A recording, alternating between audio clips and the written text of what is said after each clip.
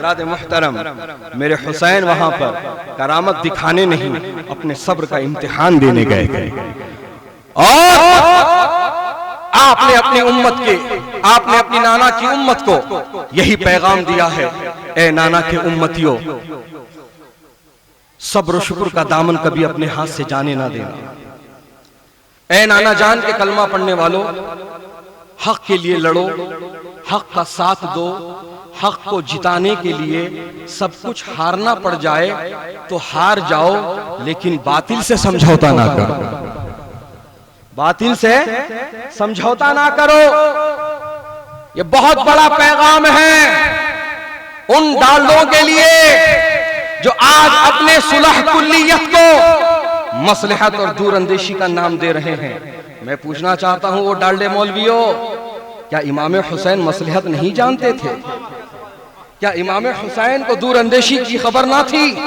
हैं? तुम इमाम हुसैन से जानते हो कि दूरअंदेशी का मफहूम क्या है, मसलहत कहते किसको है? अरे अपनी सुलह कुल्लियत को जितना छुपाना चाहोगे छुपा नहीं पाओगे। अभी भी वक्त है यकदरगी, मोहकमगी, ये दो रंगी छोड़ यकरंग होता, या सरासर संग या सरासर मोम हो जाओ।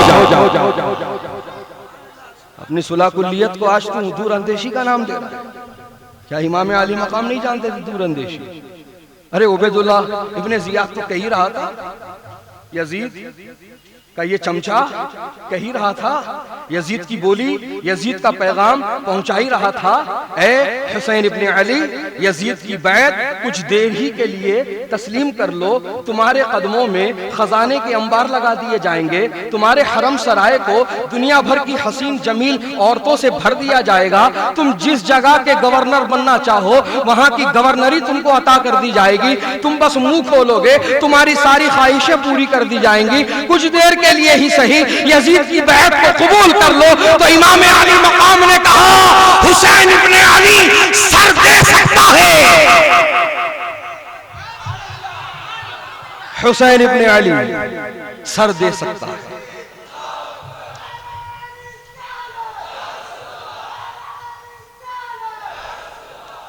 हुसैन इब्ने अली सर दे सकता है, लेकिन बातिल से समझौता नहीं कर सकता। बातिल से समझौता नहीं कर सकता। दोस्तों और बुजुर्गों, क्यों इमाम हुसैन ने क्यों कुर्बानी दी? इमाम हुसैन ने अपनों को क्यों गंवाया? नाना जान की उम्मत की खातिर, हम गुलामों की खातिर।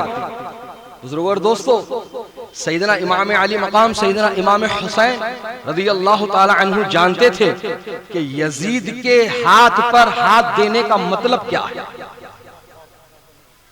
इमाम हुसैन जानते थे कि पूरी दुनिया के मुसलमानों की निगाह मुझ पर है, अगर मैं उसकी बैअत को कबूल कर लूंगा तो बिला चूओ चरा के सारे दुनिया के मुसलमान एक फासिक व फाजिर को अपना अमीर बना लेंगे, एक फासिक व फाजिर को अपना अमीर चुन लेंगे। और इमाम अली मकाम सैयदना इमाम हुसैन रज़ियल्लाहु ताला अन्हु ने हम गुलामों की खातिर वो काम ना किया और खुद कट गए, अपने जो है सारे खानदान वालों को कटना पड़ा तो आपने उसको भी मंजूर कर लिया, लेकिन बातिल से समझौता ना किया। दोस्तों और बुजुर्गों, आज जरूरत है उसी आला किरदार को अपनाने की, आज जरूरत है उसी तरह का अकीदा और उसी तरह की तालीमात को अपनाने की जो इमाम हुसैन ने करबला की धरती से दिया है। ऐ मुसलमानों, ये दो रंगी छोड़ो, ये थाली का बैंगन बनना छोड़ो, ये बैन बैन पॉलिसी करना छोड़ो और एक दरवाजे को पकड़ लो, मजबूती के साथ पकड़ लो और यकीन जानो तुम्हारी भलाई, तुम्हारी कामयाबी अगर किसी जमात में है तो फकत और फकत अहले सुन्नत व जमात में है, फकत और फकत अहले सुन्नत व जमात में है। मुसलमानों, ये जमात जो जमात है ये कोई ऐसी वैसी जमात नहीं है, ये जमात तो वो जमात है जो रसूलुल्लाह से चली आ रही है। कहां से चली आ रही है? रसूलुल्लाह से चली आ रही है। हजरात,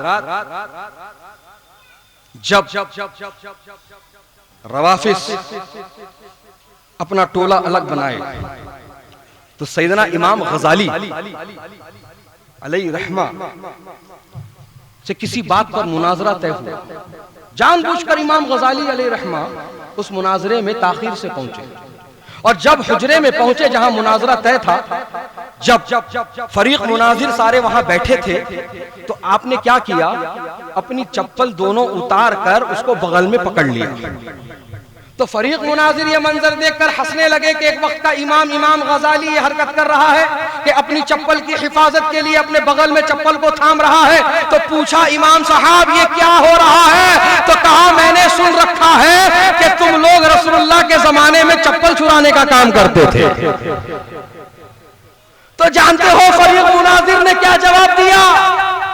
हम तो रसूलुल्लाह के जमाने में थे ही नहीं, हम तो रसूलुल्लाह के जमाने में थे ही नहीं। इसी जवाब से सारा मुनाजरा खत्म हो गया। हज़रात मुहतरम, यही हकीकत है कि अहले सुन्नत व जमात जहां रही है कामयाब रही है। अल्हम्दुलिल्लाह, डंके की चोट पर आज हम अपने बातिल को ललकारते हैं, हम अपने बातिल को ललकारते हैं। ये जात यहां बैठी है, ये शेर रज़ा है कि ये शेर रज़ा जब जहारता है तो बातिल के ऐवान में ज़लज़ला आ जाता है कि आज अपनी जमात की हक़ानियत की खातिर इस शेर ने 17 सालों से ज़ायद अरसा गुजर गया है, चप्पे चप्पे में मुबाहिले का चैलेंज दिया है, लेकिन किसी बातिल जमात के माई के लाल में इतनी जुर्रत नहीं कि शेर रज़ा का मुकाबला कर ले।